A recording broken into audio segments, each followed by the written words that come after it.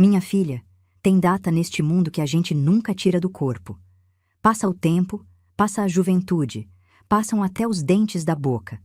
Mas tem data que fica cravada feito prego enferrujado numa tábua velha. Para mim, minhas amadas, essa data é o Dia das Mães. Não um Dia das Mães qualquer. Um Dia das Mães que até hoje, sempre que maio chega e o cheirinho da terra molhada sobe do quintal, eu sento aqui nesta poltrona, fecho os olhos e volto lá para dentro daquela menina descalça que eu fui. Eu me chamo Ivanir. E o que eu vou contar para vocês hoje aconteceu lá para as bandas de Muzambinho, numa colônia de café em pé de serra, num tempo em que a gente vivia com o que a terra dava, com o que a galinha botava, com o que Deus permitia. A gente não tinha moeda para comprar presente em venda.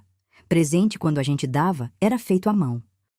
E era justo por isso, minhas queridas, que a dona Marli, professora da escolinha rural do povoado, tinha me ensinado, uns dias antes daquele domingo, a fazer uma florzinha de palha de milho tingida com urucum.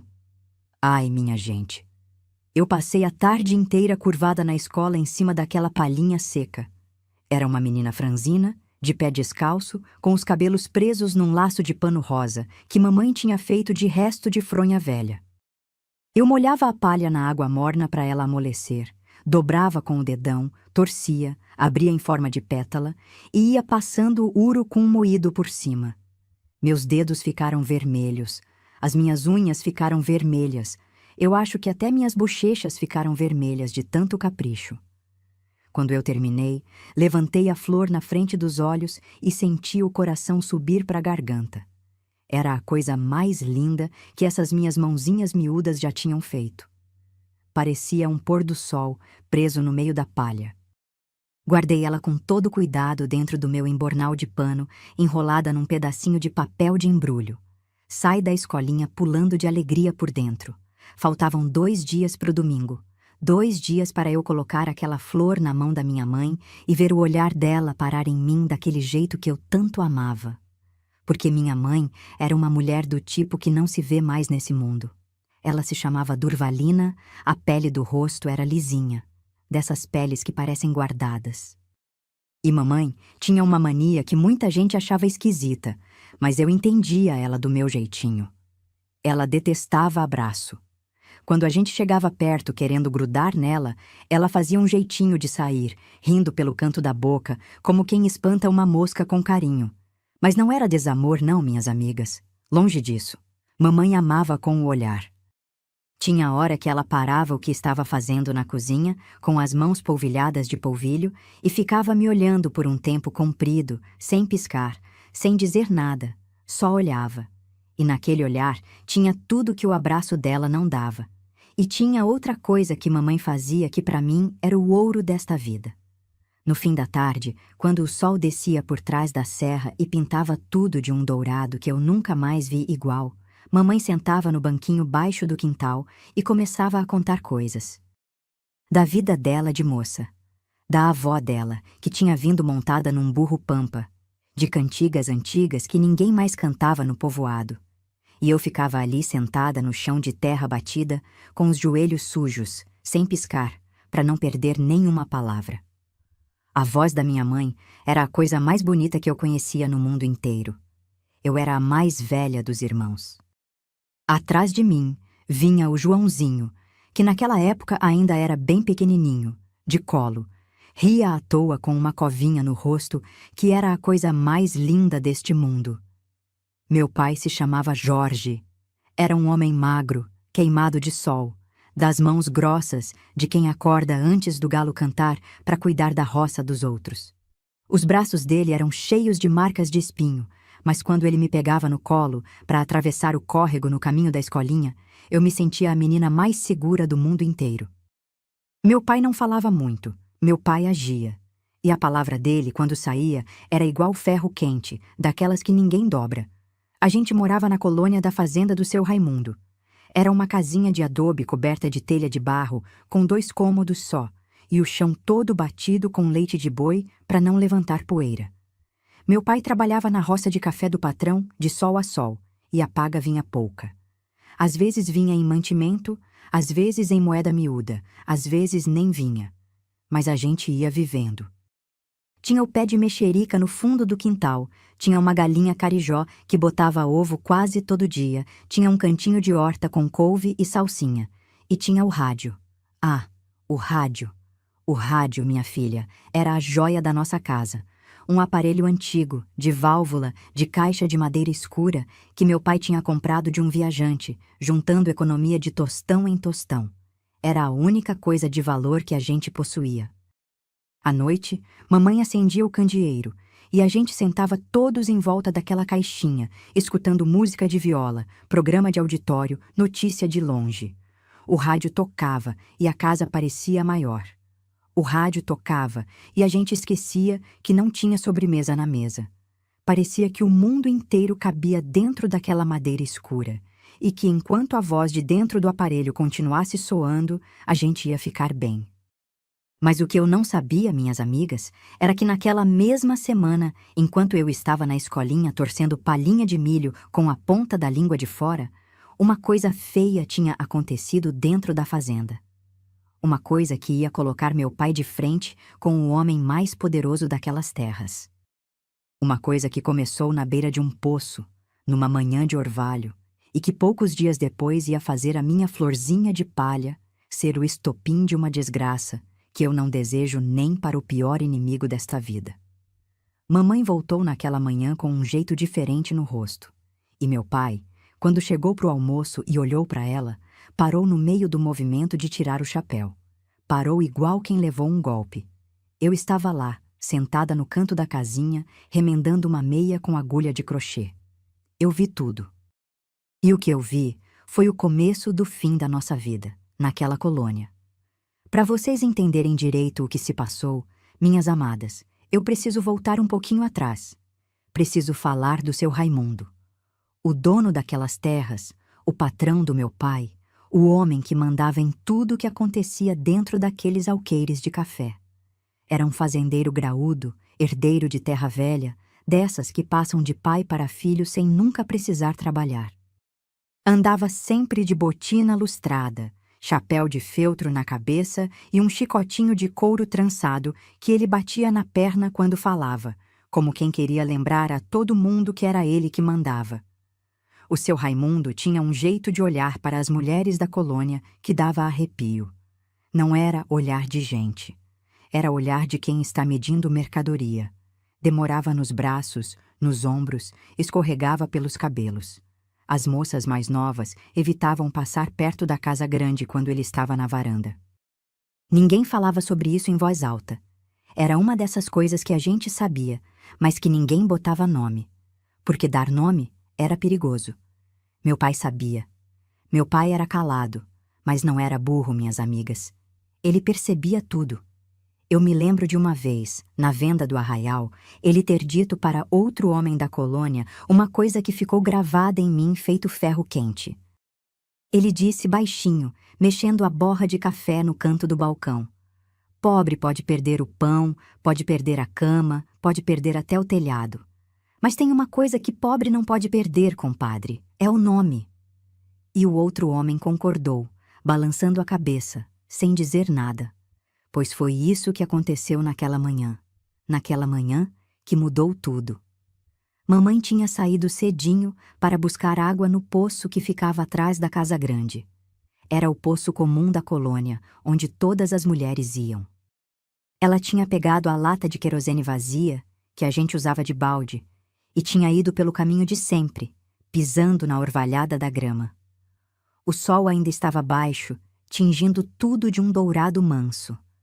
As cigarras ainda não tinham começado a cantar. O que aconteceu ali, na beira do poço, minha mãe nunca me contou com todas as palavras. Eu fui juntando os pedaços com os anos.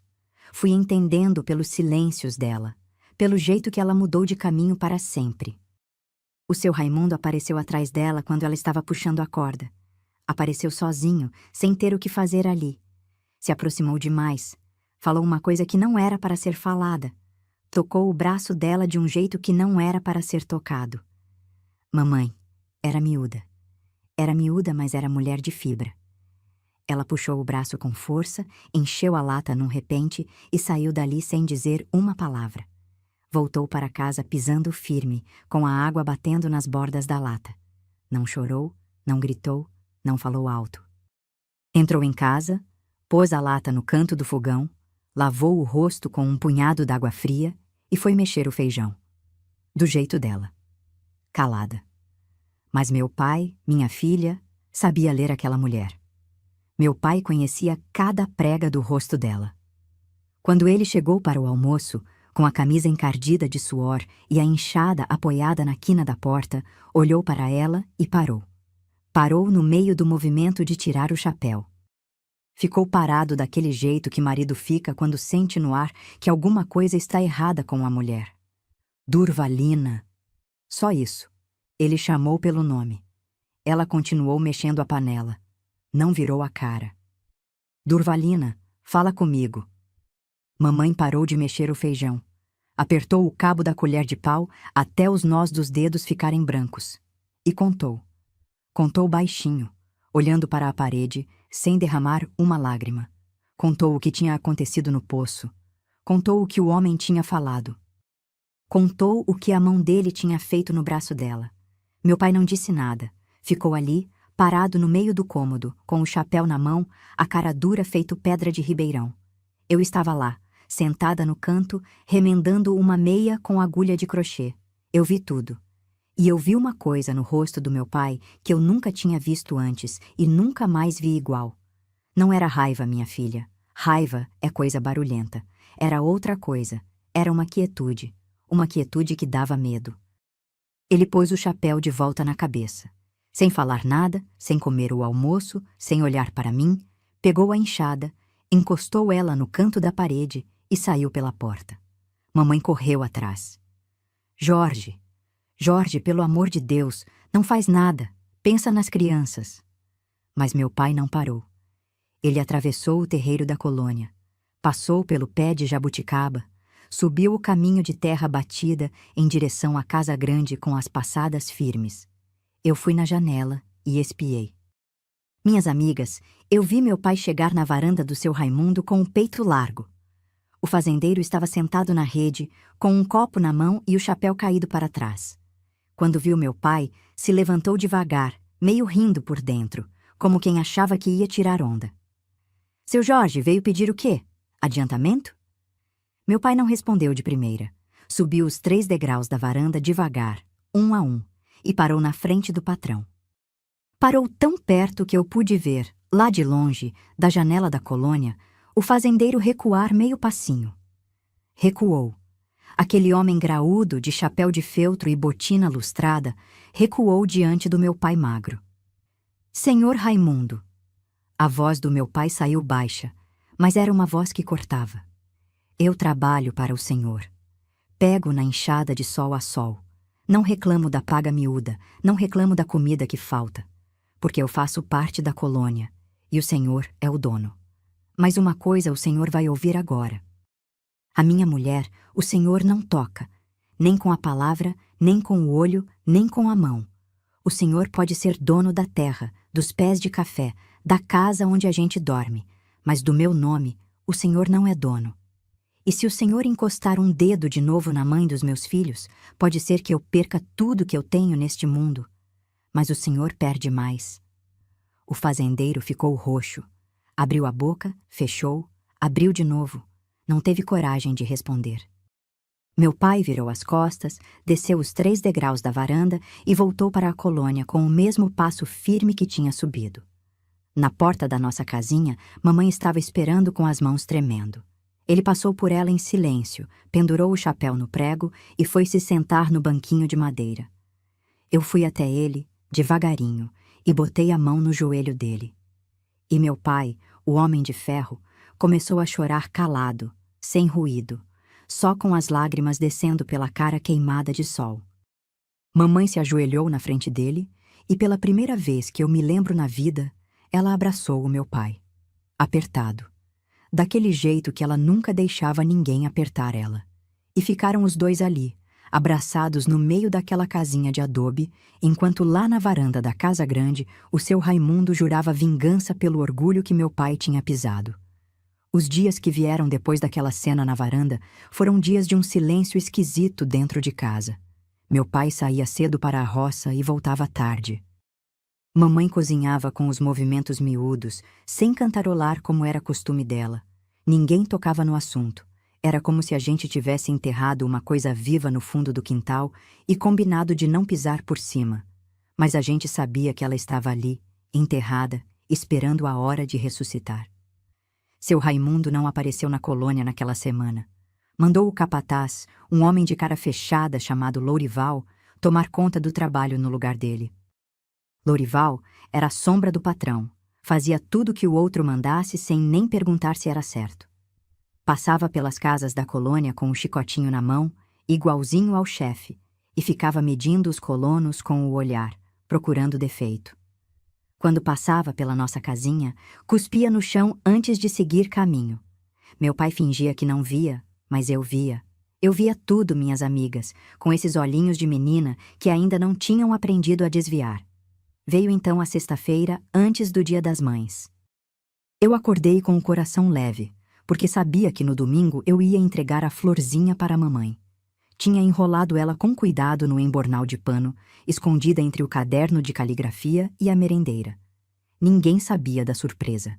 Nem mamãe, nem papai, nem o Joãozinho, que aliás era pequenininho demais para guardar segredo. Era só meu. Uma alegria secreta batendo dentro do meu peito, igual passarinho preso. Naquela manhã, antes de eu sair para a escolinha, mamãe fez bolinho de chuva para o café. Passou aquele cheirinho doce pela casa inteira, de canela com açúcar queimando na chapa do fogão a lenha. Ela me deu 3 bolinhos enrolados num pedacinho de pano, para eu levar de merenda. Botou a mão no meu rosto por um segundo, daquele jeitinho rápido que ela tinha, meio sem jeito, e me olhou. Me olhou demorado. Minha filha, eu carrego aquele olhar até hoje. Era um olhar de quem sabia que a vida é curta e que nem tudo a gente consegue dizer com palavra. Ivanir. Diz, mãe. Vai com Deus, minha filha. Foi só isso. Ela não costumava se despedir assim de mim. Eu achei esquisito, mas não dei importância. Peguei o embornal, apertei bem contra o peito por causa da flor escondida e saí pela porteira da colônia cantando baixinho aquela cantiga que ela me ensinava no quintal, a da lua que ia buscar água no rio. Passei o dia todo na escolinha com o pensamento lá em casa. Dona Marli reparou e perguntou se eu estava bem. Eu disse que estava e menti, porque eu não sabia explicar direito nem para mim mesma. Tinha uma coisa apertada dentro de mim. Uma pressão, como aquela que sente quando o tempo vai virar temporal e o ar fica parado, esperando o estouro. Na hora de voltar, a tarde estava pesada. O céu tinha ficado de um cinza carregado, daqueles que cobrem o dourado do sol e fazem a terra parecer mais vermelha. O vento veio quente, levantando poeira, fazendo o capim deitar de lado. Eu desci o caminho com passo miúdo, com medo de pegar chuva antes de chegar. E foi quando o meu destino cruzou com o do menino. O caminho de volta da escolinha passava rente à cerca da casa grande. Sempre passou. Nunca tinha dado problema. Eu ia ali, pé no chão, olhando os passarinhos, sem incomodar ninguém. Mas naquela tarde, o filho do seu Raimundo estava sentado na ponta do portão, com uma varinha na mão, brincando de bater na cerca. Era um menino da minha idade, mais ou menos. Não vou nem falar o nome dele aqui, porque até hoje esse nome dói na boca. Ele era mimado do jeito que só filho de patrão sabia ser. Andava de sapato na fazenda, comia doce todo dia, tinha um cavalo pampa só para ele. E tinha aprendido com o pai a olhar os filhos dos colonos como quem olha bicho de quintal. Quando ele me viu passando, largou a varinha e se pôs no meio do caminho. Cruzou os bracinhos magros, me encarou com aquele jeito de quem queria medir força e perguntou: "O que tem nessa bolsa aí, Ivanir?" "Coisa minha? Coisa sua, não. Essa terra é do meu pai. Tudo que passa por aqui, meu pai manda ver. Mostra." Eu apertei o embornal contra o peito. Eu senti o contorno da flor por cima do pano, as pétalas que eu tinha dobrado com tanto cuidado. E eu falei de volta, minhas amigas, com uma coragem que até hoje eu não sei de onde veio. Não é seu, não. É meu. É presente da minha mãe. O menino abriu um sorriso torto. Um sorriso que eu nunca esqueci. Sua mãe não merece presente. Meu pai disse. Gente do céu, minhas amadas. Naquele momento, dentro do peito de uma menininha magrinha, com trancinha no cabelo e os pés descalços cheios de pó da estrada, alguma coisa se quebrou. Não foi medo, não foi susto. Foi uma coisa mais funda. Foi a primeira vez que eu entendi, no meu jeitinho de criança, que tinha gente neste mundo que julgava minha mãe sem conhecer minha mãe. Que tinha gente que falava mal da mulher que me fazia bolinho de chuva, que sabia cantar cantiga de lua, que passava a mão no meu rosto sem jeito. E aquilo me deu uma raiva que eu nunca tinha sentido na minha vida. O menino avançou para cima de mim, tentou arrancar o embornal da minha mão. Eu puxei para trás, ele puxou mais forte. O pano rasgou na costura de cima e a florzinha de palha, coberta de urucum, voou pelo ar e caiu na poeira da estrada. O menino deu uma risada cheia de desprezo, dessas que vêm do fundo da alma ruim da gente. E foi naquela hora que eu fiz uma coisa que eu nunca imaginei que ia fazer. Eu empurrei o menino. Foi um empurrão de menina miúda, não foi nada demais. Mas ele não estava esperando. Perdeu o equilíbrio, tropeçou na própria varinha e caiu sentado na terra. Começou a berrar. Um berro esganiçado, daqueles que acordam defunto. Eu me abaixei rápido, peguei a florzinha de volta, tirei a poeira com a pontinha do dedo e enfiei dentro do embornal rasgado. Ia sair correndo, quando a porta da casa grande se abriu com um estrondo. Seu Raimundo saiu na varanda com a cara vermelha de fúria. Atrás dele veio Dona Gilda, a mulher dele, uma senhora de pescoço fino e olhar duro. E atrás deles veio o capataz Lourival, batendo o chicotinho na perna daquele jeito, com os olhos brilhando de satisfação. O fazendeiro desceu os 3 degraus num salto só, atravessou o terreiro em 3 passadas largas e agarrou o meu braço com uma mão tão forte que eu pensei que ia arrancar o osso. Levantou a outra mão no ar e eu fechei os olhos esperando a palmada. Mas ela não veio. Alguma coisa fez ele parar. Agora sim. Ele falou baixinho, no meu ouvido, com um hálito de cachaça. Agora seu pai vai aprender. Seu Raimundo me arrastou pelo braço atravessando o terreiro da casa grande. Minha sandalinha de couro velho ficou para trás, junto com a tira do embornal que ele tinha rasgado de vez com o puxão. Meus pés batiam na terra quente, os meus joelhos tremiam e eu só conseguia segurar com a outra mão o pano rasgado com a florzinha lá dentro. Não sei de onde eu tirei força para não largar. Sei só que eu apertava aquela flor contra o peito como se fosse a minha própria vida. Dona Gilda vinha atrás gritando, com as anáguas subindo na pressa.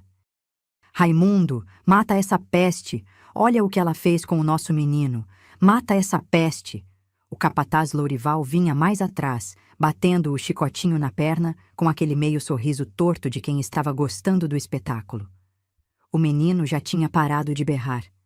Estava de pé atrás da mãe, limpando o rosto com as costas da mão, espiando a cena com um brilho esquisito no olho. Um brilho de quem conseguiu o que queria. Eu fui arrastada pelo terreiro, pelo pé de engazeiro, pela porteira de madeira da colônia, até a porta da nossa casinha de adobe. Seu Raimundo me empurrou para dentro com um safanão. Eu tropecei na soleira, caí sentada no chão batido de leite de boi, e o embornal rasgado se abriu todo.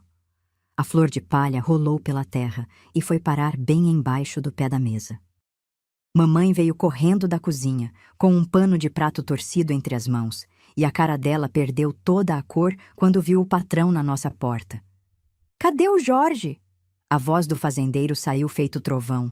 Mamãe ficou mudinha, encostada na parede, com os olhos enormes, olhando para o chão. O Joãozinho, que estava dormindo no cesto de vime em cima da mesa, acordou com o grito e começou a chorar. Foi quando meu pai chegou. Ele vinha vindo pelo caminho com a enxada no ombro, suado, com a camisa colada nas costas. Quando ele viu o patrão na porta da nossa casa, ele parou um segundinho só. Um segundinho. Depois largou a enxada no chão com um baque seco e continuou caminhando firme em direção a nós. Seu Jorge. O fazendeiro virou a cara quando papai chegou. Sua filha agrediu o meu menino, bateu nele, jogou ele no chão, machucou a cara dele na cerca. Agora ouça bem o que eu vou dizer, porque eu não vou repetir. O senhor tem meia hora para juntar os trapos dessa família e sumir dessas terras. Quero o senhor, sua mulher, essa menina malcriada e esse moleque chorão fora daqui antes do sol virar para cima. Se eu ver qualquer um de vocês aqui depois disso, eu mando meu capataz pôr vocês no chicote. Mamãe cobriu a boca com as mãos. Meu pai não disse nada. Meu pai olhou para mim e eu vi nos olhos dele uma coisa que me partiu o coração. Não era raiva, era dor. Era uma dor enorme de quem sabia que ele não podia proteger a filha de um homem como aquele. Ele se virou para o patrão devagarinho e perguntou, com a voz firme mas baixa: Senhor, a menina é pequena ainda, não tem malícia. Meu filho caçula ainda mama. Para onde o senhor quer que eu vá agora com o sol dessa altura e sem ter onde pousar a cabeça? Seu Raimundo deu um risinho de desprezo que não cabia dentro da boca dele, de tão cheio de veneno que estava. Isso aí é problema seu. Quem mandou criar uma víbora em casa? Quem mandou o senhor subir na minha varanda me afrontar uma semana atrás? Agora arca com o que o senhor fez. 10 minutos, seu Jorge. Se eu voltar aqui e ainda encontrar vocês, o negócio vai ficar pior. Ele deu as costas e saiu. Dona Gilda cuspiu no chão da nossa soleira antes de sair também. O capataz ficou um tempinho parado, encostado no batente da porta, batendo o chicotinho na bota, vigiando a gente. A gente se mexia feito gente tonta. Mamãe começou a juntar as trouxas de pano, amontoando roupa com as mãos tremendo. Papai foi pegar o Joãozinho no cesto, e quando a mão grande dele pegou a criança se agarrou no pescoço dele e parou de chorar. Eu fiquei parada no meio do cômodo, olhando aquela cena, ainda sentada no chão onde o patrão tinha me atirado, sem conseguir me mexer. Foi meu pai quem veio até mim, se abaixou, me olhou no fundo dos olhos e disse: Ivanir, levanta, minha filha. Junta tuas coisinhas. A gente vai embora. Eu não chorava. Acho que eu estava sem lágrima dentro. Foi feito se todo o pranto tivesse congelado dentro do meu peito. Eu me levantei, peguei a flor de palha de debaixo da mesa, limpei o pó com a pontinha do dedo e botei de volta no embornal rasgado. Peguei o meu caderno de caligrafia. Peguei uma bonequinha de sabugo que meu pai tinha feito para mim. Só isso. Era tudo que eu tinha no mundo. E foi na hora da gente sair, com as trouxinhas amarradas e o Joãozinho no colo do pai, que meu pai virou a cara na direção do canto da casa onde ficava o rádio. Minhas amigas, eu vi meu pai olhar para aquele aparelho de válvula como quem olha para um filho que vai deixar para trás. Ele deu um passo na direção do rádio, estendeu a mão para pegar. O capataz, que ainda estava no batente, entrou na casa num passo só. Empurrou o peito do meu pai com a cara do chicote. Esse rádio não, seu Jorge. Esse aí é do patrimônio da fazenda agora. O patrão já mandou dizer, fica pela afronta. Meu pai parou. Minhas queridas, eu vi o peito do meu pai subir e descer devagar, 3 vezes, de tanto esforço que ele fez para engolir aquilo. Aquele rádio, a única coisa de valor que a gente tinha nesse mundo, comprada com um tostão suado de anos. Aquela caixinha de madeira escura, que era a alegria da nossa noite, o conforto do nosso cansaço, a voz do mundo dentro da nossa casinha de 2 cômodos. Meu pai olhou para o rádio uma última vez, e eu juro por Deus que vi os olhos dele brilharem molhados. Mas ele não deixou uma lágrima cair. Não na frente daquele homem. Pode ficar, seu Lorival. Valor de pobre esse homem aí nunca vai ter, mesmo com o rádio no colo. E meu pai foi saindo. Mamãe foi saindo atrás, com uma trouxa na mão e a outra mão no ombro da minha cabeça, me puxando devagar. O Joãozinho dormia no ombro do pai. Eu levava o embornal rasgado apertado contra o peito. Atravessamos a porteira da colônia sem olhar para trás. Atrás de nós, O capataz fechou a porta da nossa casinha com um estrondo e trancou por fora com uma tranca de madeira, como se tivesse enterrando um defunto. O sol estava a pino. A estrada de terra vermelha se abria diante da gente, reta, comprida, sem fim, sem sombra de árvore, sem nada. Só o calorão batendo na cabeça. Só a poeira subindo a cada passo. Só o som dos pés descalços da minha família pisando a terra seca de um mundo que de repente não era mais nosso. A gente desceu o caminho da colônia sem trocar uma palavra. Meu pai ia na frente, com o Joãozinho adormecido no ombro e uma trouxa de pano amarrada nas costas. Mamãe vinha atrás, com outra trouxa numa mão e me segurando pela outra. Eu ia no meio, com o embornal rasgado apertado contra o peito, sentindo a flor de palha por cima do pano. Ninguém falava. O único som era o roçar dos passos na terra vermelha, e lá longe o canto insistente de uma seriema escondida no mato. Foi só a gente passar da última porteira da fazenda que o choro veio.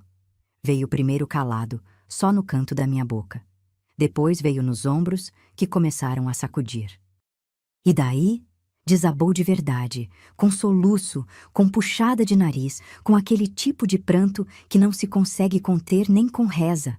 Eu chorava por tudo de uma vez. Pelo empurrão, pela flor que tinha caído na poeira, pela nossa casinha que tinha ficado trancada para trás, pela cara de dor do meu pai, pelo rádio que o capataz tinha tirado das nossas mãos. E chorava por uma coisa que doía mais que tudo isso junto, a certeza de que era tudo culpa minha. Eu soltei a mão da mamãe e parei no meio da estrada. Sentei na terra quente, encolhida, com o rosto enfiado nos joelhos. Foi por minha causa, mãe. Foi por minha causa que o senhor Raimundo fez isso com a gente. Eu empurrei o menino, mãe.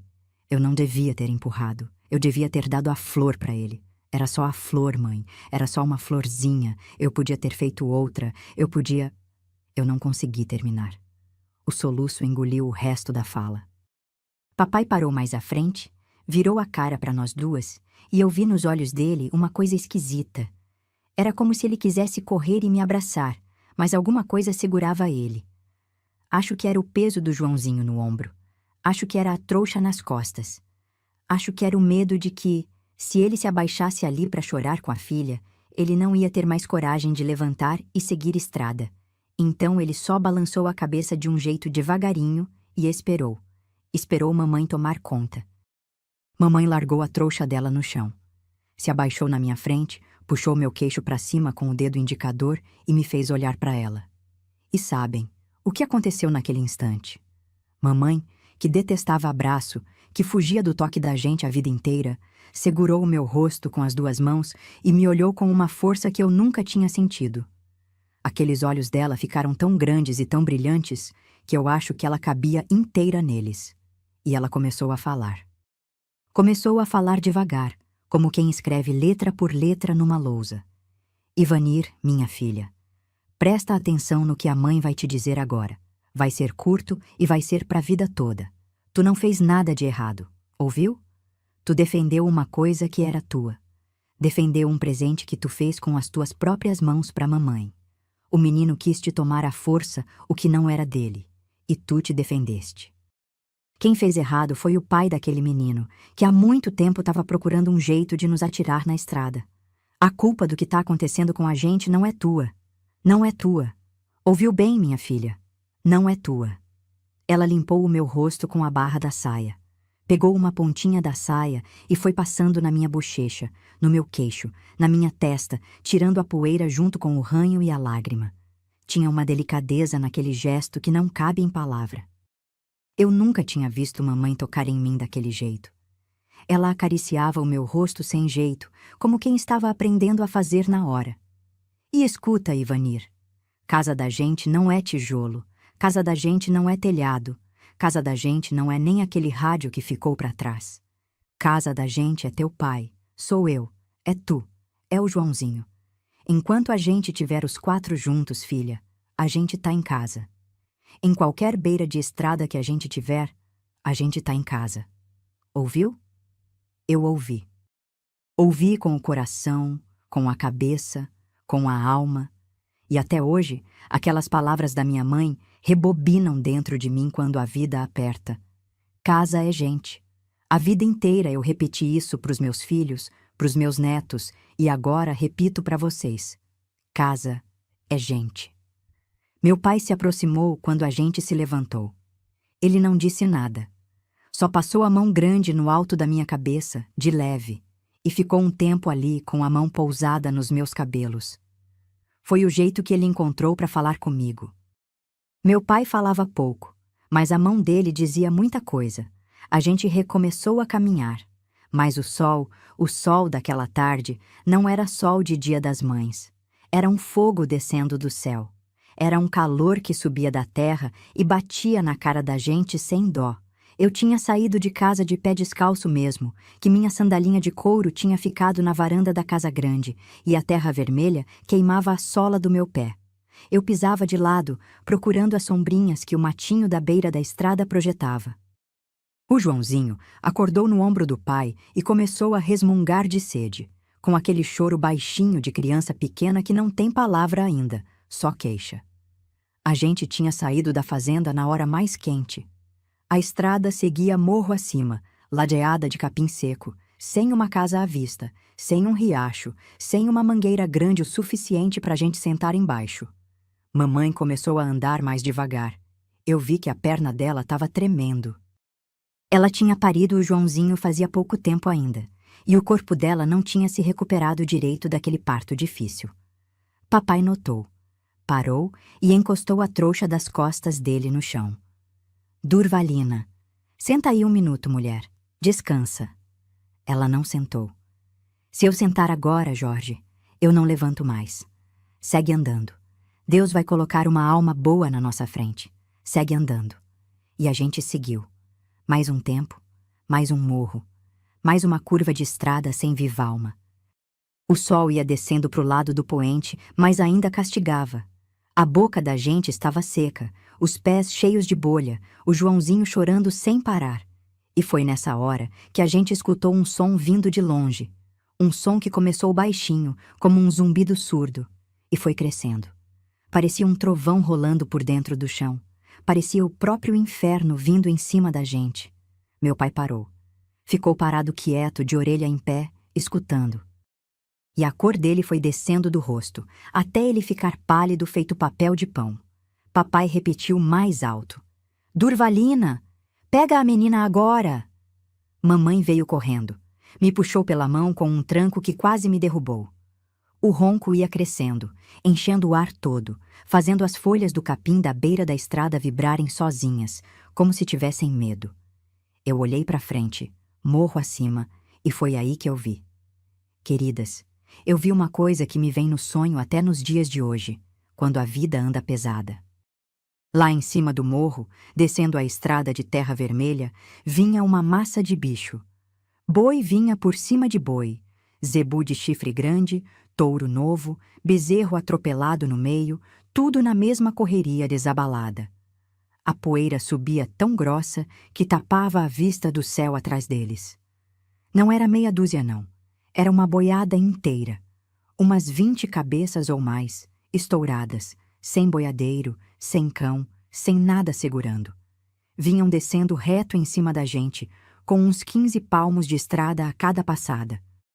Pai do céu, Jorge! Mamãe soltou a voz num gemido de quem já se deu por morta. A estrada era estreita. De um lado, barranco alto, de terra solta, que ninguém subia correndo. Do outro, uma vala funda cheia de capim-sapê e espinheiro. Não tinha para onde correr, não tinha onde subir, não tinha tempo. A boiada vinha, minhas amigas, e se pegasse a gente naquele trecho, nem osso sobrava para enterrar. Meu pai entregou o Joãozinho no colo da mamãe, num movimento só. O menino começou a berrar, assustado com a brusquice. Papai já estava ajoelhado na beira da estrada, com as mãos dentro da trouxa. Ivanir, me dá galho seco. Ivanir, escuta. Corre na valeta, pega tudo de capim seco que teus dedinhos puderem pegar e traz aqui pro meu lado. Anda, menina, anda! Eu não pensei. Eu corri. Meus pés descalços voavam sobre a terra quente. Eu nem sentia mais a queimação. Eu agarrava punhado de capim seco, galinho caído, folha morta, tudo que eu via no chão, e vinha correndo trazer para o pé do meu pai. Mamãe fez o mesmo do outro lado. A gente juntava aquilo num montão em cima do meio da estrada, desesperado, enquanto o som da boiada crescia e fazia o chão tremer debaixo dos nossos pés. Papai tinha tirado de dentro da trouxa dele uma garrafinha de querosene que a gente usava no candeeiro. Era o pouquinho que tinha sobrado no fundo do vidro. Ele despejou tudo por cima do monte de capim e de galho seco, sem economizar uma gota. Enfiou a mão no bolso da calça e tirou uma caixinha de fósforo. As mãos dele tremiam. Pela primeira vez na minha vida, eu vi as mãos do meu pai tremerem. Ele riscou um palito. O palito apagou no vento. Riscou outro. Apagou.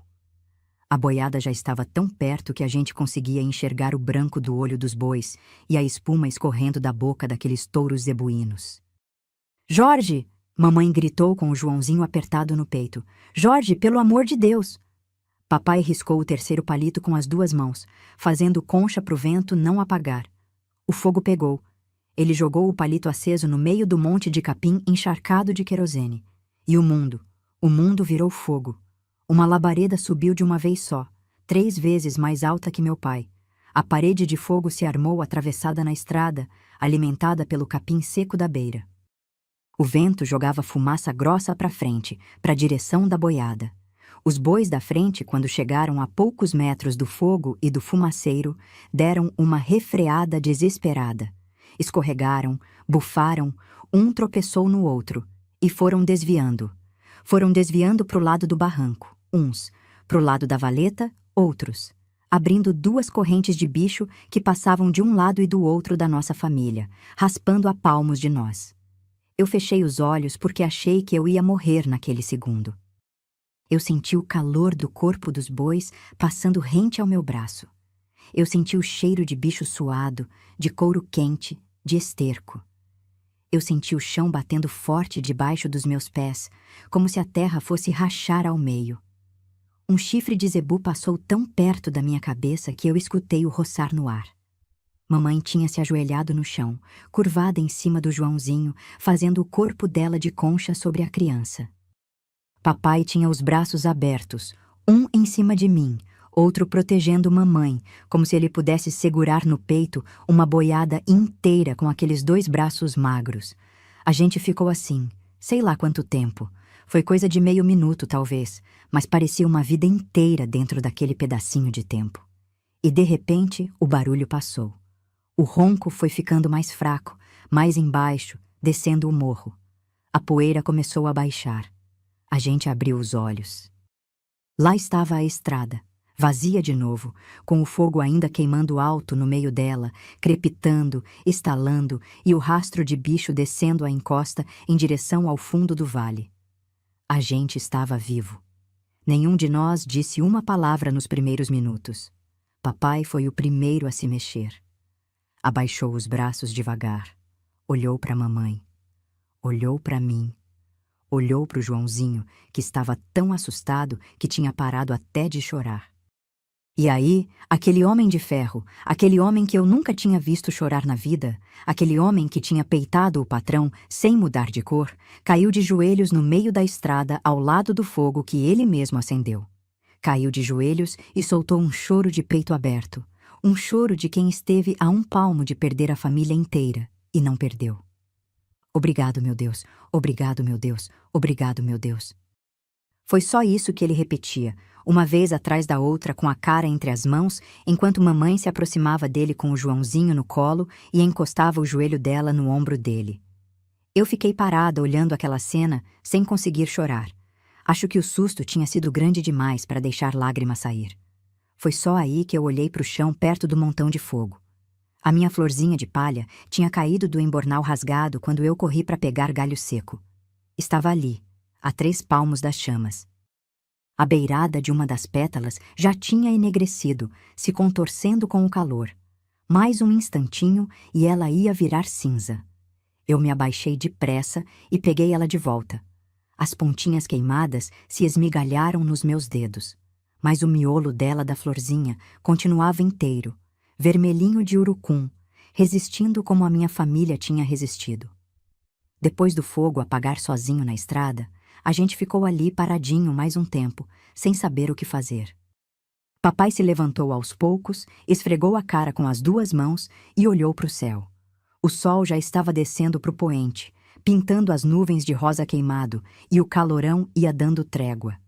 Mas a sombra da noite vinha chegando, minhas queridas, e com a noite vinha o frio da serra, vinha a fome, vinha o medo de bicho do mato, vinha o medo de gente ruim. A gente precisava de um teto, qualquer teto. Papai pegou a trouxa de volta nas costas. O Joãozinho tinha voltado para o colo da mamãe, agarrado no pescoço dela, ainda soluçando baixinho de susto. E a gente recomeçou a caminhada, passando pelo lado do fogo que ainda crepitava, pisando em cima da terra queimada com o pé descalço. A estrada seguia em frente, curvando para a direita morro abaixo. Ninguém falava. Só se ouvia o pigarro do papai de quando em quando e o choro manso do Joãozinho.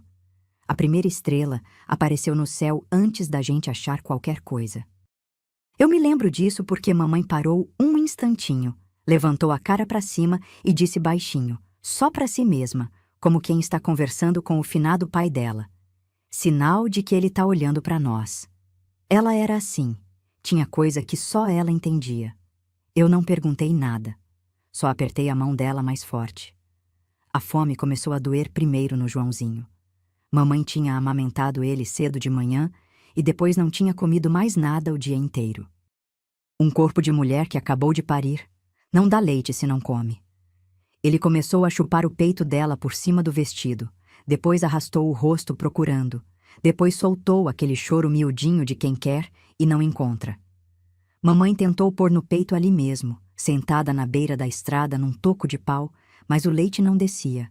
Ela tentou, até que desistiu e só ficou ali embalando ele, com o rosto molhado, sem dizer nada. Foi meu pai, quem fez uma coisa que eu nunca vou esquecer. Ele abriu a trouxa dele, revirou tudo lá dentro e achou um torrãozinho de rapadura que ele levava embrulhado em palha de milho. Um pedacinho pequeno, do tamanho de um caroço de jabuticaba. Era a comida do almoço dele do dia seguinte, que ele guardava para comer na roça. Meu pai pegou aquela rapadura, botou no canto da boca, mastigou devagar até ficar bem mole e passou para a ponta do dedo dele. E com o dedo sujo de terra vermelha, mas cheio de amor, ele botou aquele pouquinho de caldo doce na boca do Joãozinho. O menino calou a boca na mesma hora. Começou a chupar o dedo do pai como se fosse a coisa mais deliciosa do mundo. Meu pai foi mastigando mais um pouquinho, passando mais um pouco pro dedo, alimentando o caçula daquele jeito, dedo por dedo, como o passarinho alimenta filhote no ninho. Eu fiquei olhando aquilo e foi aí que eu chorei pela segunda vez naquele dia. Chorei por dentro, sem fazer barulho, porque eu tinha acabado de entender uma coisa sobre o meu pai que eu não sabia explicar com palavra. A gente seguiu caminhando. A noite foi descendo de vez. O matinho da beira da estrada ficou preto contra o céu ainda meio claro. As cigarras começaram a cantar. Uma coruja piou longe. E foi quando, numa curva de descida, lá do alto do morro, a gente escutou um som que não era de bicho nem de vento. Era som de roda, som de carroça, som de gente. Papai parou. Virou a cara para trás. Os olhos dele brilharam na meia-luz. Durvalina, é carroça, vem gente.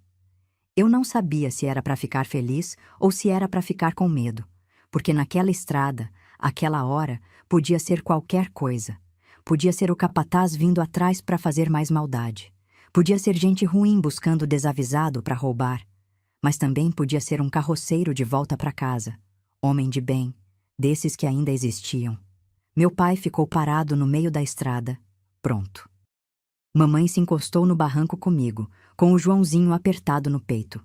A carroça apareceu na curva.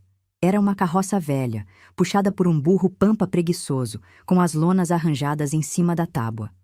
No banco ia um homem sozinho, de chapéu de palha, cachimbo na boca, umas barbas grisalhas compridas. Quando ele viu a gente parado na estrada, puxou a rédea para parar o bicho. Boa noite, irmão. Papai cumprimentou primeiro, do jeito dele, educado e direto. O homem tirou o cachimbo da boca, passou os olhos de cima a baixo na gente. Viu a mulher com criança de colo. Viu a menina de pé descalço com o embornal rasgado. Viu o homem magro com a trouxa nas costas e a outra trouxa nos pés. E aqueles olhos dele, aqueles olhos de velho, ficaram molhados. Pai do céu, meu irmão, que desgraça aconteceu com o senhor? Meu pai abaixou a cabeça. Não deu muita explicação. Disse o necessário para o homem entender. Fomos tirados da fazenda do seu Raimundo hoje de tarde. A família está andando desde então. Precisamos chegar em algum lugar que tenha teto. O velho carroceiro balançou a cabeça devagar. Deu uma cuspida no chão. Respirou fundo. Seu Raimundo, aquele desgraçado. Ele soltou aquilo com raiva, de um jeito que nem era xingamento. Era desabafo. Era a voz de quem conhecia o patrão e sabia da casta do homem. Meu irmão, sobe aí na carroça com a família. Eu tô voltando para minha casa, que fica pras bandas do Campestre.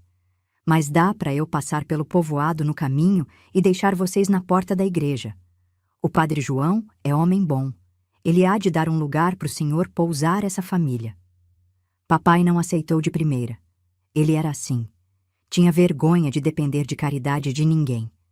Começou a dizer que a gente ia indo a pé, que não queria incomodar. Mamãe atravessou com a voz firme dela. Jorge, aceita, homem. Pelo amor dos nossos filhos, aceita. Papai engoliu a seco, balançou a cabeça. Ajudou mamãe e o Joãozinho a subirem primeiro. Depois me pegou pela cintura e me botou em cima das lonas. Por último subiu ele com as duas trouxas.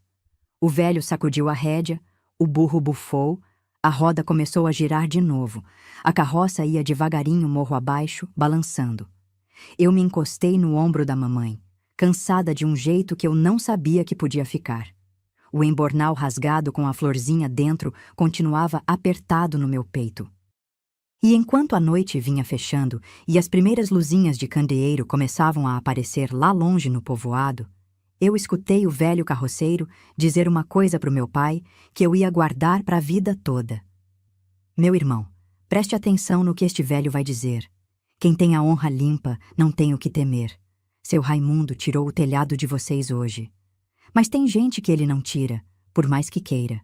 Tem coisa que só Deus tira. E o dia da conta, meu irmão, o dia da conta desse homem, esse dia vai chegar. Pode anotar as minhas palavras. A carroça entrou no povoado por volta das 9 da noite. Os casebres estavam todos fechados, as lamparinas acesas lá dentro, deixando escapar pelas frestas uma luz amarelinha, quente, familiar, de gente que estava jantando em paz dentro de casa. Eu olhava aquelas janelinhas com um aperto no peito.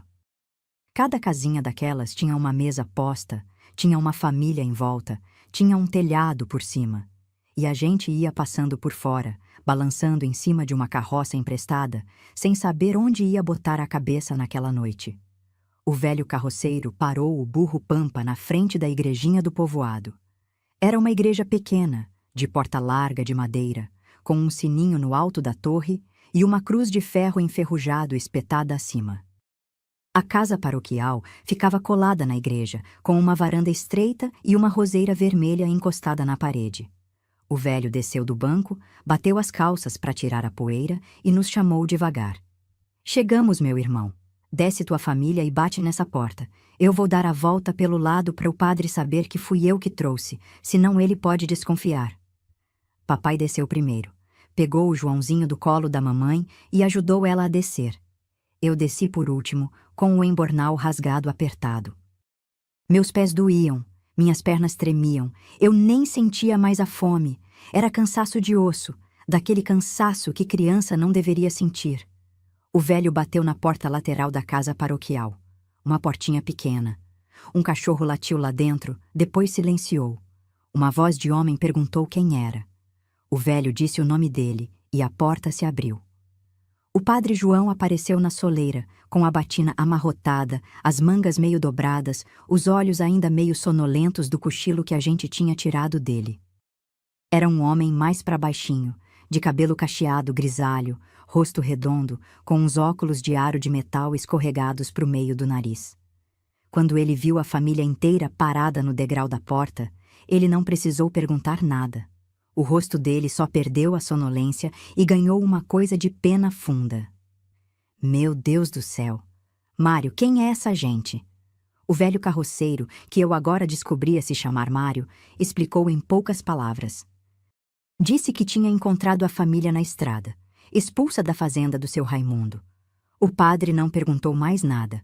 Abriu a porta de par em par e nos chamou para dentro. Entrem, entrem, meus filhos, entrem antes que o vento da noite bata na criancinha. A gente entrou. Era uma casinha de padre simples, com uma mesa de madeira no meio da sala, uma imagem de santa num cantinho, um fogão de lenha no fundo e um corredor escuro que levava para os outros cômodos. O padre chamou uma senhora que mexia panela no fogão, uma senhora de idade chamada Terezinha, que era a cozinheira e a dona de casa da paróquia. Ele sussurrou umas coisas no ouvido dela. A senhora fez o sinal da cruz, balançou a cabeça e foi correndo para a cozinha. Em menos do que o galo canta, aquela senhora abençoada tinha posto na mesa 4 tigelas fundas de sopa quente. Sopa de mandioquinha, com pedacinhos de frango desfiado, com cheirinho verde por cima, fumegando. Tinha posto um prato alto com pão caseiro já partido e uma jarra de água fresca. A gente se sentou em volta daquela mesa de madeira sem falar, e quando o papai pegou a primeira colherada e levou na boca, eu vi os olhos dele ficarem marejados de novo. O cansaço, o alívio, a vergonha de receber caridade, tudo junto. Ele comeu devagar, para não se engasgar. Mamãe deu uma sopinha mais rala para o Joãozinho com a ponta da colher. Eu comi em silêncio, com a florzinha de palha ao lado do prato, sem soltar dela um segundo. Quando a gente terminou, o padre João sentou na cabeceira e apoiou os cotovelos na mesa. Seu Jorge e dona Durvalina, vou ser franco com vocês. Eu não tenho onde acomodar uma família inteira na casa paroquial. São só 2 quartinhos, e eu divido um com o Mário quando ele passa por aqui. Mas ao lado da igreja tem o salão comunitário, aquele espaço grande onde a gente faz festa de santo, reunião de catequese, almoço para os necessitados. Tem um cantinho no fundo com uma porta que dá para o pátio. Dá para arrumar umas esteiras, umas cobertas e ficar lá por uns dias. Não é um palácio, mas é teto. Fica em casa de Deus e aqui casa de Deus é casa de pobre. Papai quis dizer obrigado, mas a voz não saiu. Ele só balançou a cabeça para cima e para baixo, com as mãos juntas no colo, e apertou os olhos com força para não deixar sair o que estava pedindo para sair. Mamãe é que disse por ele: Padre João, Deus vai recompensar o Senhor. Deus vai recompensar o Senhor 1000 vezes. A dona Terezinha foi na frente com uma lamparina de querosene acesa. Atravessou o pátio atrás da igreja, destrancou uma porta lateral do salão e nos levou para o canto do fundo. Era um espaço grande, com os bancos de madeira empilhados num canto. Ela arrumou num instantinho 3 esteiras de tábua no chão, botou umas cobertas velhas por cima e uma cabeceira de pano enrolado para cada um. Uma bacia de louça com água para a gente lavar o rosto, um penico no canto, discreto, tudo o que uma família precisava para passar a noite. Filhos de Deus, descansem. Amanhã a vida continua, mas hoje é hora de descansar. Se a criança chorar de noite, batam na porta da cozinha que eu acordo e a gente dá um jeito. Mamãe beijou a mão da dona Terezinha. Foi a única vez na vida que eu vi mamãe beijar a mão de alguém. Quando a senhora saiu com a lamparina, a gente ficou só com um toquinho de vela que o padre deixou num pires. A luzinha tremia nas paredes caiadas, lá do fundo do salão. Papai se deitou primeiro, na esteira do meio. Mamãe se deitou do lado esquerdo, com o Joãozinho no braço. Eu me deitei do lado direito do meu pai. E a gente ficou os 4 ali, esperando o sono, olhando para o teto de tábua alta da igreja, escutando o vento batendo nas janelas de ripa. Antes de eu cair no sono, eu senti uma coisa. Senti a mão do meu pai procurando a minha no escuro. Ele achou. Apertou minha mão devagar e ficou assim, segurando. Do outro lado, mamãe esticou a mão dela por cima da barriga dele e pegou a outra mão do meu pai. E a gente dormiu daquele jeito, em forma de cruz no chão frio do salão paroquial, unidos pelas mãos, sem teto nosso em cima da cabeça, mas com o teto de Deus. E eu entendi, minha filha, que casa é gente mesmo. Casa é gente de mãos dadas no escuro. A gente ficou dormindo no salão paroquial por uns dias que eu nem saberia contar nos dedos. O padre João ia arranjando o que podia. A dona Terezinha dava o almoço e a janta. Mamãe ajudava a lavar louça, varria o pátio da igreja, torcia pano de chão. Não queria comer de graça. Não era do jeito dela. O Joãozinho ia ganhando força de novo, mamando direito, vendo mamãe comer de verdade. E eu ficava brincando no pátio com umas tampinhas de garrafa, fazendo de conta que eram pratos. Papai acordava cedo e saía a procurar serviço. Ia bater de porta em porta nas vendas do povoado, nas roças de volta, nas casinhas com quintal. Voltava sempre ao entardecer, com o chapéu suado, as botinas brancas de poeira, sem nada de firme. Uns mandavam voltar na semana seguinte, outros diziam que era serviço só de compadre, e tinha uns que mudavam a cara quando descobriam que ele tinha sido colono do seu Raimundo. A sombra do patrão era comprida. A boca do povoado já tinha corrido a história do jeito dele, da versão dele, dizendo que meu pai tinha sido um homem de má índole, que a filha tinha agredido o menino, que a família era desordeira. Mentira.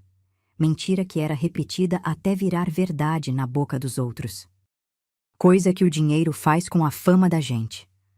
Foi na quinta manhã que o padre João chegou com uma novidade. Tinha falado com um homem chamado Seu Benedito, dono de uma serraria pequena que ficava depois da ponte do riacho, na saída do povoado. Seu Benedito precisava de ajudante para empilhar tábua, para carregar lenha, para limpar a oficina no fim do dia. A paga era pequena, mas era paga. E o melhor, Seu Benedito tinha dito que papai podia montar um puxadinho num cantinho do terreno da serraria, com as sobras de madeira que ficavam jogadas. Não era casa, era um começo, mas era o nosso começo. Papai ouviu aquilo e quase se ajoelhou para agradecer. O padre não deixou. Disse que homem de Deus agradece só para cima. E naquele mesmo dia, no fim da tarde, a gente se mudou para a serraria. Era um terreno grande, cercado de arame farpado, com o galpão da serraria no meio, um forno de lenha no fundo e montes de tábua empilhada para todo lado. Cheirava a madeira cortada, a serragem fresca, a resina de pinho. No cantinho dos fundos, longe do galpão, tinha um pedacinho de terra batida, onde papai podia levantar a choupana. O Seu Benedito era um homem de baixa estatura, braço grosso, bigode espesso, que falou pouco, mas foi direto. Levanta teu puxado aí. Madeira que tá jogada, tu pode usar. Só não pega a ser empilhada, que essa tem comprador. Trabalho começa amanhã, 6 da manhã. Papai começou no mesmo fim de tarde. Pegou sobra de tábua torta, prego velho que a serraria dava de refúgio, e foi armando os 4 esteios no chão, fincando fundo. A gente dormiu mais uma noite no salão paroquial. Na manhã seguinte, mamãe foi agradecer o padre João de joelhos. A dona Terezinha chorou quando a gente saiu. Botou na mão do papai uma trouxinha com pão, um pedaço de rapadura, uma garrafa de leite, um punhado de sal e uma caixa de fósforo. É presente da cozinha. Aceita, seu Jorge. Não é esmola, é despedida. E a gente foi pro terreno da serraria com aquela trouxa na mão, feita um tesouro. Papai passava o dia no galpão carregando tábua com o Seu Benedito. À noite, na luz de uma lamparina a querosene que o padre tinha emprestado, ele levantava as paredes do puxadinho. Eu ajudava segurando a tábua em pé enquanto ele pregava. Mamãe ia trazendo água, ia alimentando o Joãozinho, ia lavando no tanque da serraria a única muda de roupa que cada um tinha. Em 3 noites, papai levantou as 4 paredes, pregou o piso de tábua para cima da terra e no 4º dia cobriu com telinha de zinco que o Seu Benedito vendeu para ele pelo preço mais em conta do que já tinha visto. Não tinha porta, só um pano grosso pendurado na entrada. Não tinha janela. Só um buraco quadrado num dos lados, onde entrava o vento. Mas era nosso. Depois de tanto tempo sem ter nada que fosse nosso, aquele pedacinho de madeira era o mundo inteiro pra gente. Dormimos todos juntos no chão, em cima de palha de milho seca que o seu Benedito deixou a gente pegar do depósito do cavalo dele. Até papai conseguir arranjar tábua de sobra para pregar uma cama. Passava frio, passava calor de telha de zinco, passava mosquito de noite. Mas passava em família. Foi aí que aconteceu. Aconteceu o momento que eu mais guardei no peito daquela época. O pior de todos. Era domingo. Mamãe, empurrando o Joãozinho num cestinho de vime meio torto, foi até a vendinha do povoado, que ficava perto da igreja, comprar um pouquinho de sabão, um pouquinho de açúcar, uns ovos, levou uns trocados que papai tinha ganho na serraria. Eu fui com ela. A venda era cheia, porque domingo era dia que as mulheres da redondeza iam fazer compra depois da missa. Várias se reunindo na frente, conversando, levantando poeira. Quando a gente entrou, o burburinho parou, tipo aquele silêncio que cai quando alguém entra num lugar errado. Várias delas viraram a cara para o canto do balcão. Outras baixaram os olhos para os embrulhos. Uma delas, uma senhora de vestido florido, que eu depois descobri se chamar Dona Elvira, cochichou no ouvido da vizinha uma coisa olhando para a gente. A vizinha deu risinho. Mamãe foi firme até o balcão do seu Donato, o dono da venda. Pediu os seus itens com a voz baixa. O seu Donato foi pegando, mas ia meio sem jeito, como quem preferia estar em qualquer outro lugar.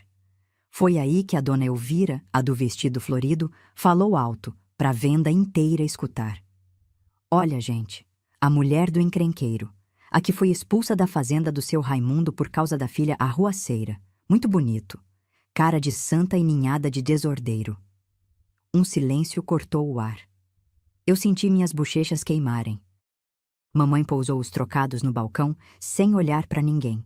Pegou o cesto do Joãozinho com uma mão, me puxou com a outra e ia saindo pela porta quando outra voz, de um homem mais velho que estava sentado num banco, falou mais alto ainda. Deviam dar outro couro nesse desgraçado do Jorge. Quem acha que o senhor Raimundo ia botar pessoa de bem na estrada sem motivo? Mamãe parou de andar. Mamãe parou de andar e eu senti a mão dela apertar a minha com uma força que me doeu. Ela respirou fundo. Se virou para a venda inteira, com o cestinho do Joãozinho apoiado no quadril. E falou.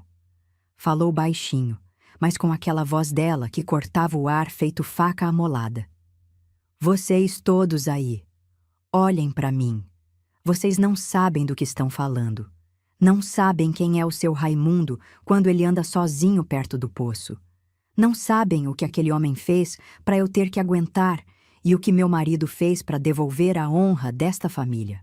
Um dia vão saber. E naquele dia, eu não vou querer ver a cara de vocês. A gente saiu da venda do seu Donato naquele domingo sem terminar a compra. Mamãe levou só o sabão e os ovos, deixou o resto no balcão. Disse que não levava nada de uma casa onde o dono não teve coragem de defender uma freguesa. Foi andando pelo caminho de volta para a serraria, com a cabeça erguida, eu do lado dela segurando o cestinho do Joãozinho.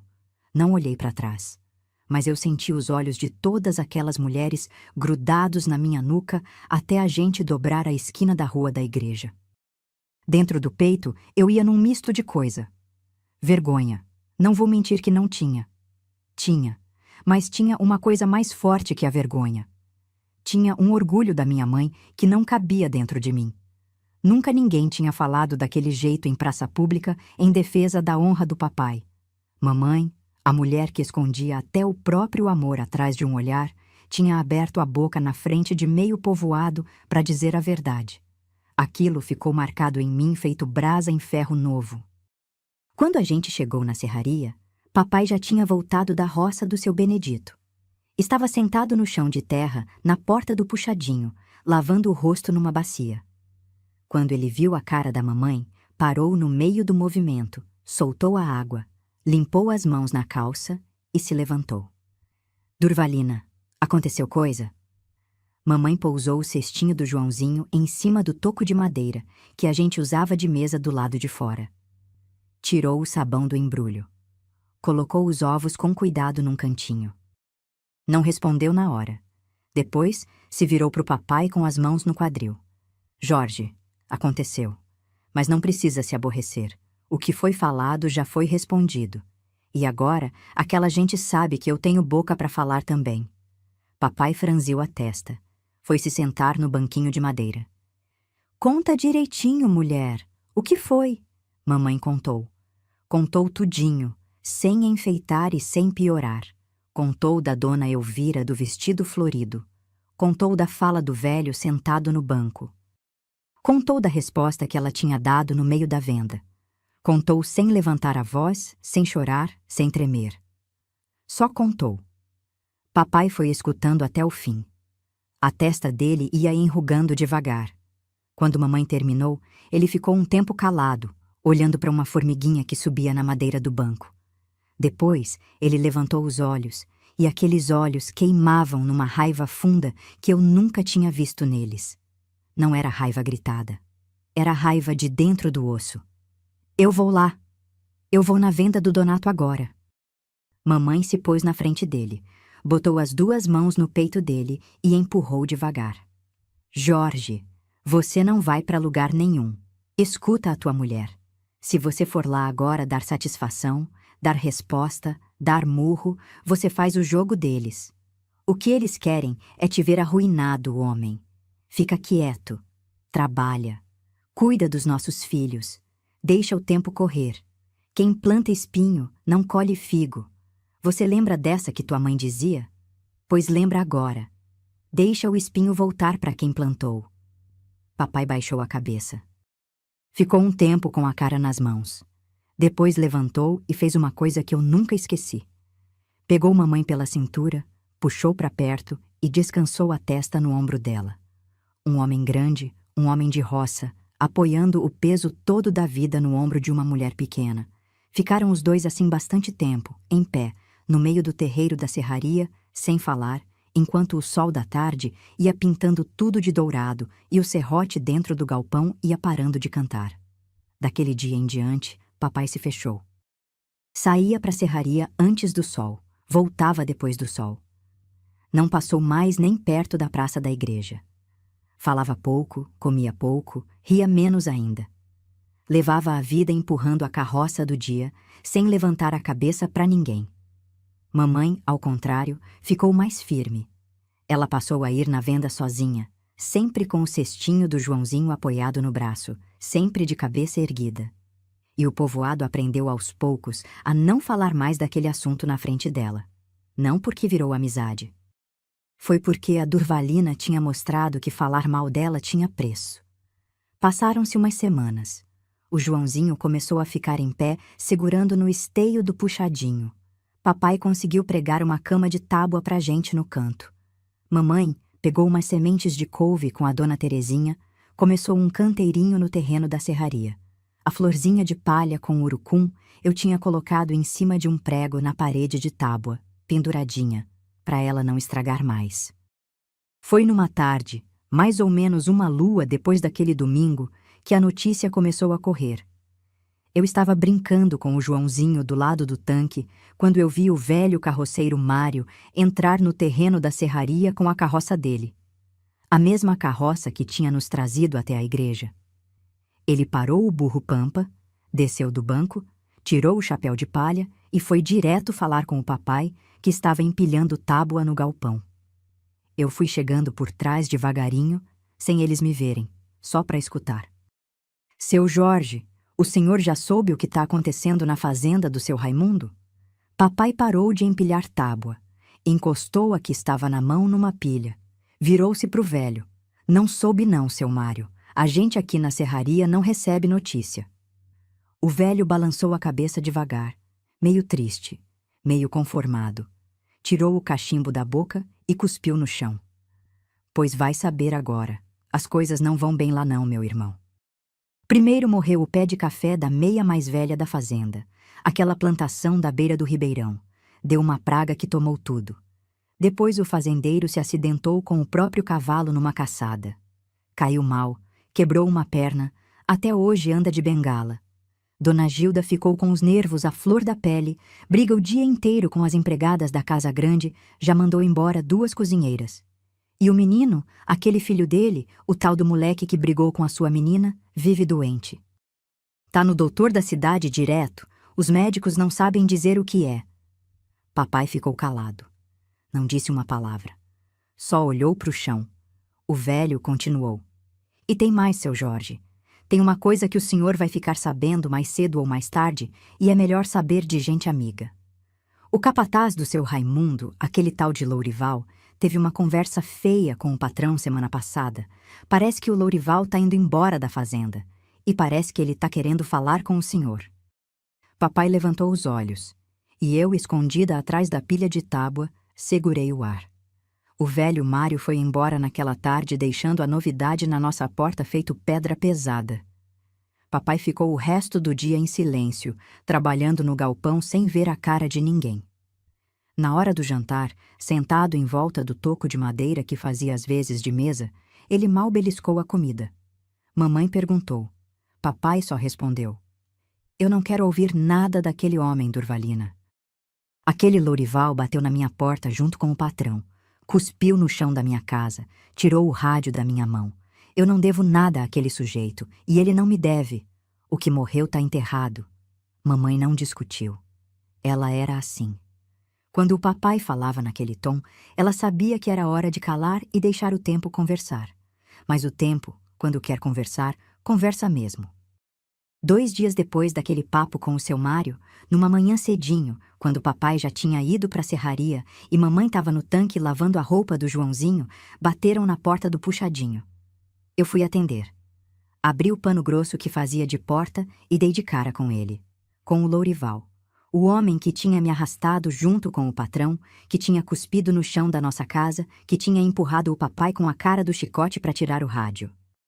Estava ali, parado no meio do terreiro da serraria, sem o chicotinho na mão, sem o chapéu de feltro, só com uma boina velha amassada entre as 2 mãos, torcendo feito quem aperta pano molhado. Eu travei. Não conseguia me mexer. Senti o embornal invisível com a flor de palha voltar a pesar no meu peito, mesmo que eu não estivesse carregando ele na hora. O Lourival tinha envelhecido em poucas semanas. O rosto mais magro, os olhos afundados. Ele baixou a cabeça quando me viu. Menina, tua mãe tá? A voz tinha mudado também. Era outra voz, sem aquele ferro de comandar. Era voz quase de pedido. Mamãe veio do tanque, com as mãos ainda molhadas de sabão, e parou na porta. Quando viu quem era, o corpo dela ficou rígido feito tábua. Ela não disse nada. Só esperou o homem falar. Dona Durvalina, eu vim falar com o seu marido. Eu sei que o senhor Jorge tá na serraria. Eu não vou entrar na casa da senhora se a senhora não me der licença. Eu vim a pé do povoado, já são mais de 4 horas que eu saí da fazenda pela última vez. Eu não volto mais para lá. A senhora manda alguém chamar o seu Jorge ou a senhora me manda embora, mas eu preciso falar com ele. Eu preciso, por Deus do céu. Mamãe olhou para ele um tempo longo, sem dizer nada. Depois virou para mim. Ivanir, corre no galpão e chama o teu pai. Diz que é urgente. Não fala quem é. Eu corri. Cheguei no galpão quase sem ar, puxei a manga do papai, falei baixinho que era para ele vir em casa urgente. Papai deixou a tábua que estava empilhando, pediu licença ao seu Benedito e veio comigo. No caminho de volta, ele perguntou quem estava lá. Eu não respondi, porque mamãe tinha mandado eu não falar. Só puxei a mão dele. Quando papai chegou na porta do puxadinho e viu o Lourival em pé no terreiro, parou sem continuar o passo. O corpo dele todo endureceu. Eu vi o maxilar dele trancar. Por um segundinho, eu tive certeza que papai ia tomar o Lourival no laço. Mas ele não fez. Ele só parou e olhou para o homem. Nem bom dia ele deu. O Lourival torceu ainda mais a boina nas mãos. Abriu a boca para falar e a voz saiu trêmula. Seu Jorge, o senhor tem todo o direito de me mandar embora. O senhor tem todo o direito de me meter a mão na cara agora. Eu fiz muita coisa errada com a família do senhor, e eu vim até aqui porque eu não consigo mais dormir à noite. Eu preciso botar para fora o que eu tô carregando, e depois o senhor faz o que quiser comigo. Papai cruzou os braços. Ficou em pé. Não convidou o homem a sentar, não ofereceu água, nada. Só falou, firme. Fala logo. O Lorival respirou fundo e começou. O senhor se lembra do rádio que o patrão mandou tomar do senhor naquele dia da expulsão? Aquele rádio de válvula, caixa de madeira, que era da sua casa. Pois o patrão mandou que eu tomasse para ficar no patrimônio da fazenda. Mas seu Jorge não ficou no patrimônio da fazenda. O patrão levou para a casa dele, botou na sala, e o rádio tocou de noite na casa grande. E foi na mesma noite que tocou o rádio lá, seu Jorge, que começou o que está acontecendo na fazenda do seu Raimundo. Na mesma noite. A senhora, sua esposa, vai entender o que eu tô falando. Papai franziu a testa. Mamãe se aproximou um passo. Como assim começou? O Lourival baixou os olhos. Dona Durvalina. No dia seguinte que o rádio tocou na casa grande, a dona Gilda amanheceu com uma dor de cabeça que nunca mais passou. Na semana seguinte, o cavalo do patrão surtou sem motivo e derrubou ele numa caçada. No outro mês, o filho começou a definhar e a família não entende até hoje o que aquele menino tem. A plantação de café da Meia da Ribeira deu uma praga que comeu tudo. E no casarão, dona, o que está acontecendo dentro daquele casarão, nem eu tenho coragem de contar. Várias empregadas saíram. Porque de noite, dona Durvalina, aquele rádio que era do seu Jorge começa a tocar sozinho, sem ninguém ligar. Liga no meio da noite e toca música de viola. Aquelas antigas. E no outro dia, o patrão e a família amanhecem com uma desgraça nova em cima. Eu fui o primeiro a ouvir. Uma noite eu levantei e fui ver se tinha alguém mexendo no rádio. Não tinha ninguém. O aparelho estava ligado, sozinho. O bocal piscava. E tocava uma viola tão triste que eu saí correndo do casarão. Fiquei no paiol. Pedi as contas ontem. Vim até aqui, seu Jorge, porque eu não aguento mais carregar isso. O silêncio que caiu no terreiro foi um silêncio que não tem como descrever. Papai ficou parado feito estátua. Mamãe fechou os olhos. O Lourival soltou uma lágrima. Eu fiquei agarrada na barra do vestido da mamãe, sem respirar direito. Papai foi o primeiro a falar. A voz dele saiu muito baixa. Seu Lourival, eu não mandei o rádio fazer nada. Aquele rádio era só uma caixa de madeira com válvula dentro. Se ele está fazendo o que o senhor está dizendo, não sou eu que mando. Quem manda é outro, bem mais alto que eu. O Lourival balançou a cabeça. Eu sei, seu Jorge. Eu sei. Eu só vim para dizer o que o senhor já devia saber. A honra que o senhor defendeu naquela varanda, ela não pagou de graça. O patrão está pagando. E vai continuar pagando. Eu saí de lá porque eu não quis continuar pagando junto. E ele foi embora.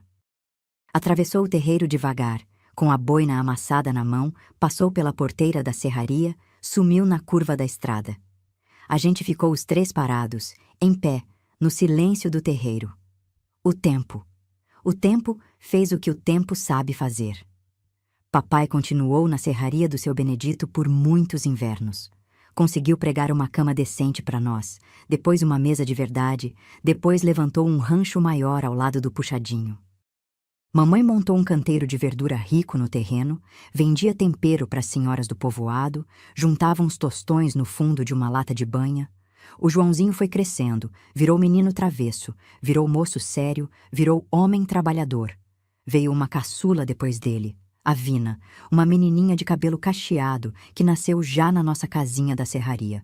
Depois dela veio o Zezinho, que foi a alegria dos últimos anos de papai.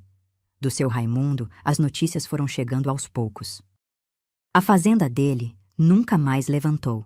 Ele vendeu terra para cobrir dívida, vendeu cabeça de gado, até que um dia chegou no povoado a notícia de que a casa grande tinha sido leiloada e a família tinha ido morar na cidade com os parentes da dona Gilda. O filho cresceu, mas nunca deixou a cara daquele problema de saúde. O seu Raimundo se foi muitos invernos depois, longe da terra vermelha que ele tanto se achou dono, e eu não vou falar nada da partida dele, porque quem falou por ele foi o tempo. O tempo cobrou tudo. O rádio nunca mais apareceu. Ninguém soube onde aquela caixinha de madeira foi parar. Eu só sei que naquela noite em que ele tocou pela última vez, ele já tinha feito o trabalho dele. A flor de palha tingida com urucum ficou pendurada no prego da parede do nosso puxadinho por muitos anos. Foi perdendo a cor, foi ficando ressequida, foi se esmigalhando nas pontas. Um dia, sem eu nem perceber, ela não estava mais lá. Acho que mamãe guardou num lugar que só ela sabia. Entrei na idade de moça. Fui trabalhar numa casa de família no povoado, de arrumadeira, depois de costureira. O Joãozinho foi aprender ofício com um sapateiro. A Vina estudou mais que todos nós. Virou professora rural, igualzinho a Dona Marli que tinha me ensinado a florzinha. O Zezinho saiu moço de casa para trabalhar em cidade grande. Mamãe e papai envelheceram juntos na casinha ao lado da serraria, que aos poucos virou casa de verdade, com tijolo no lugar da tábua, telha de barro no lugar do zinco. Papai se foi primeiro. Mamãe continuou forte. Mamãe sempre foi forte. Ficou morando na casa com a Vina, que nunca quis casar e sempre cuidou dela. E foi numa véspera de Dia das Mães que nós irmãos tivemos a ideia. Eu, o Joãozinho, a Vina e o Zezinho. A gente combinou num bilhete que o Zezinho mandou da cidade, depois confirmou numa chamada de telefone no armazém do povoado. Para homenagear mamãe, a gente ia recriar a florzinha. Mas não uma só. Cada um ia fazer uma flor do jeito dele, do jeito de cada filho, e ia juntar tudo num arranjo na mesa do almoço. O que eu vivi naquele domingo, nem em sonho eu ia conseguir inventar para vocês. Foi na minha casa mesmo, que eu já tinha me casado, já tinha meus filhos crescidos, já tinha meu próprio quintal com pé de mexerica, igualzinho mamãe tinha lá na colônia. Eu cheguei cedo e comecei a cozinhar. Fiz galinhada com açafrão, o prato preferido da mamãe. Fiz arroz doce com casca de limão. Fiz pudim de leite. O Joãozinho chegou com o carro dele trazendo a Vina. O Zezinho tinha vindo da cidade na noite anterior e estava dormindo no quarto de hóspedes. A gente espalhou um pano bordado de branco em cima da mesa grande da sala, e no meio dessa toalha a gente colocou um vaso baixo de louça. E daí, cada um tirou a sua flor. O Joãozinho, que era marceneiro, tinha feito uma flor em madeira. Entalhou cada pétala na faca, lixou, envernizou até brilhar. Ficou uma flor cor-de-mel escuro, do tamanho da minha mão aberta. A Vina, que tricotava como poucas mulheres do povoado, tinha feito uma flor de tricô com linha rosa velho, com miolinho amarelo de lã, uma coisa tão delicada que parecia que ia voar se o vento entrasse pela janela. O Zezinho, que morava na cidade e trabalhava num escritório, tinha comprado com o seu salário inteiro uma rosa de porcelana pintada à mão, daquelas portuguesas, um primor de coisa. E eu, minhas queridas, eu tinha feito a minha flor do jeito que eu sabia fazer desde menina. Peguei palha de milho seca do quintal, molhei na água morna para amolecer, torci, dobrei, abri em pétala, tingi com urucum, deixei secar no sol. Botei ao lado das outras 3 no vaso de louça no meio da mesa. Quando a Vina foi buscar mamãe para almoçar, a gente se escondeu na cozinha. Ouvimos o carro chegar, ouvimos a porta abrir, ouvimos a Vina dizer: "Vem cá na sala, mamãe, o almoço já está servido." E aí escutamos o silêncio. Um silêncio comprido. Um silêncio tão comprido que o Joãozinho botou a mão no meu ombro, achando que era pra gente ir ver. A gente entrou na sala e encontrou mamãe parada na frente da mesa, com as 2 mãos cobrindo a boca, olhando para o vaso de louça com as 4 flores. Aquela mulher que nunca tinha dado um abraço de boa vontade, que espantava toque como quem espanta mosca, estava de joelhos chorando. Chorando. Chorava feito criança que reencontrou a mãe depois de muito tempo. A gente se ajoelhou tudo em volta dela no chão de tábua, e a gente chorou junto. Os 4 filhos, abraçando aquela mulher pequena no meio do chão, com a mesa posta por cima de nós e o cheirinho da galinhada vindo da cozinha. Naquele momento, eu entendi que a vida dá voltas, que a florzinha que um dia caiu na poeira voltou 100 vezes maior em forma de 4 filhos agradecidos. Que tudo o que mamãe e papai plantaram em nós, em forma de silêncio, de olhar, de rapadura no dedo, voltou em forma de amor colhido. Eu estou aqui contando essa história para vocês porque aquela mulher que eu tanto amei hoje está com o Pai Celestial. E eu pergunto a vocês, minhas amigas, bem no fundo do coração. Vocês já passaram por alguma situação em que sentiram que perderam tudo, mas no fundo descobriram que a família unida é a maior riqueza dessa vida? Conta aqui pra mim, nos comentários. Eu leio cada um, e cada história de vocês é um pedaço do meu próprio pedaço de vida voltando. Então eu termino pra vocês desse jeito. Se essa história mexeu com alguma coisa aí dentro do seu peito, compartilha com uma amiga que também precisa ouvir isso. Porque casa não é tijolo nem telhado. Casa é gente. Casa é mão dada no escuro. E quem entendeu isso na vida, entendeu o que importa.